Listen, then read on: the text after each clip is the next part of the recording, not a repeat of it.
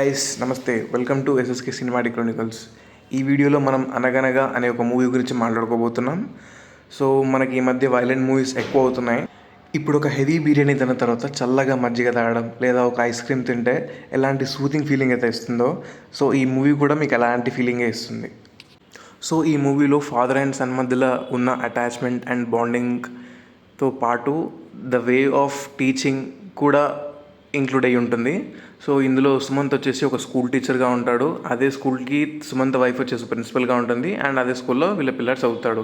శ్రీనివాస్ అవసరాల్లో కూడా చాలా చక్కగా నటించాడు. అతని పైన కోపం కూడా వస్తుంది. ఎప్పుడైతే ఆర్టిస్ట్ కోపం వచ్చేలా మనకు ఫీల్ అయ్యేలా చేస్తారో వాళ్ళు మంచిగా యాక్ట్ చేసినట్టే.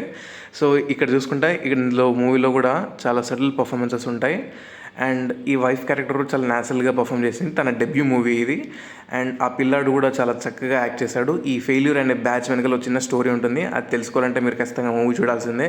ఈ పిల్లాడైతే చాలా న్యాచురల్గా పర్ఫామ్ చేశాడు. క్లైమాక్స్లో అయితే లిటరల్గా మీరు చాలా ఎమోషనల్గా ఫీల్ అవుతారు.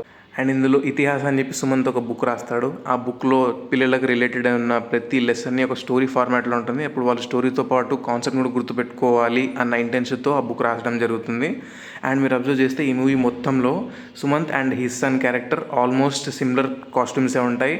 Maybe his son is following his every step of his father. ఈ మూవీ చూస్తున్నంతసేపు మీరు ఆ క్యారెక్టర్స్తో ట్రావెల్ అవుతారు. సో వాళ్ళు ఫీల్ అవుతుంటే మీరు కూడా ఫీల్ అవుతారు. వాళ్ళు ఏడుస్తుంటే మీరు కూడా ఎమోషనల్గా కనెక్ట్ అవుతారు. అండ్ అక్కడ ఉన్న ఫ్యామిలీలో వచ్చే చిన్న చిన్న కాంప్లెక్సిటీస్కి మీరు ఈజీగా రిలేట్ అవుతారు. అండ్ ఎమోషనల్ సీన్స్కి అయితే ఖచ్చితంగా సుమంత్ మిమ్మల్ని ఫీల్ అయ్యేలా చేస్తాడు. ఇన్ఫ్యాక్ట్ నేను కూడా ఎమోషనల్గా ఫీల్ అయిన ఈ మూవీ చూస్తున్నంతసేపు. ఈ మూవీలో చిన్న పార్ట్ ఉంటుంది.